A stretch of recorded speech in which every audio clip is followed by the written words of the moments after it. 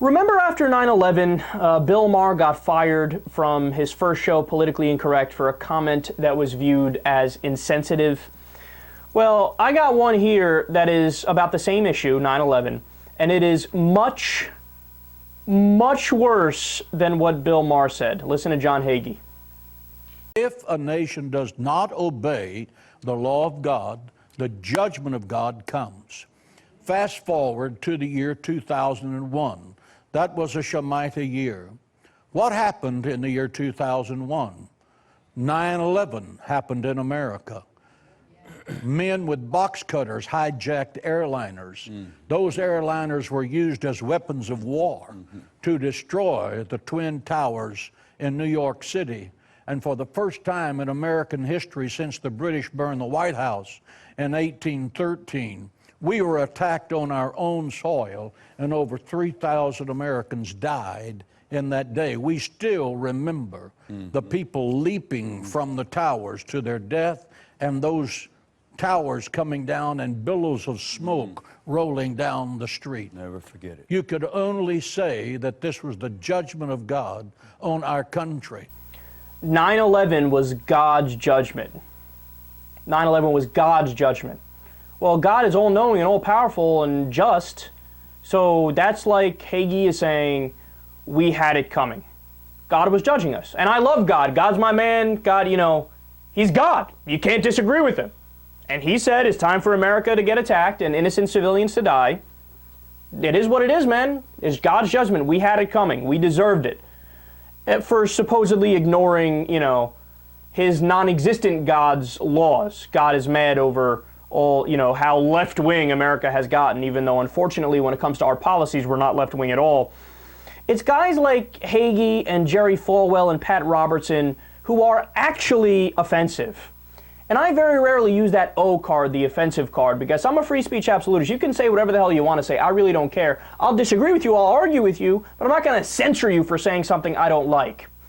In fact, let's elaborate further on this. Listen to Pat Robertson and Jerry Falwell after 9/11. You remember this? What we saw on Tuesday, as terrible as it is, could be minuscule if in fact God continues to lift the curtain and allow the enemies of America to give us probably what we deserve. Well, Jerry, that's my feeling. I think we've just seen the antechamber to terror. We haven't even begun to see what they can do to the major population. The ACLU's got to take a lot of blame for this. Oh, yeah. And I know I'll hear from them for this, but throwing God, or successfully with the help of the federal court system, throwing God out of the public square, out of the schools. The abortionists have got to bear some burden for this, because God will not be mocked, and when we destroy 40 million little innocent babies, we make God mad. I really believe that the pagans and the abortionists and the feminists and the gays and the lesbians who are actively trying to make that an alternative lifestyle, the ACLU, People for the American Way, all of them who tried to secularize America, I point the finger in their face and say, you helped this happen.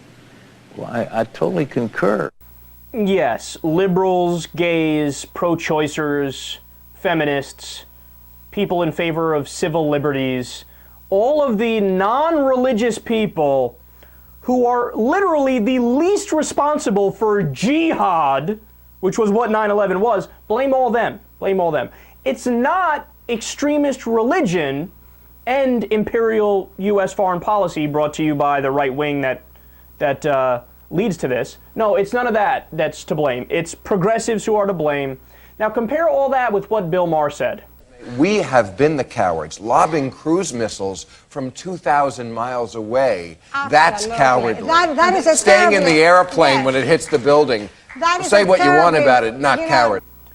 Now, that point is actually true, because as he went on to explain, yes, the people who attacked us on 9/11, they are evil, they are barbarians, they are idiots, they are terrorists, but they aren't cowards. They flew planes into buildings and fulfilled the mission that they laid out for themselves. Both things can be true. They can be idiots and terrorists and evil, but also not be cowards because they fulfilled the mission they laid out for themselves. But what happened in that case? Well, Bill Maher got fired, and in terms of the right-wingers, Pat Robertson is still on the same network. John Hagee is still on the same networks. And actually, Pat Robertson's on multiple networks as well still. So there is this huge double standard. If you're liberal and you say something that's uncomfortable sounding, you have to go away. We're going to fire you, we're going to censor you, shut up, shut up, shut up. If you're conservative, nobody blinks. Nobody blinks. And I have a theory. The reason for that is this. Conservatives say the dumbest shit you've ever heard on a daily basis. I mean, John Hagee says stuff like this every single day. Pat Robertson, every single day. Jerry Falwell is dead now, but when he was alive, he said it every single day. So people come to expect it. They expect it from the conservatives. And that's why they get away with it. So it's almost like you hold a kindergartner, a rowdy kindergartner, to a lower standard than a rowdy, ninth grader or whatever. Because the kid, let it slide, he's just a kid, he's just a child. So there you go, conservatives. You have this double standard in your favor because you're just children.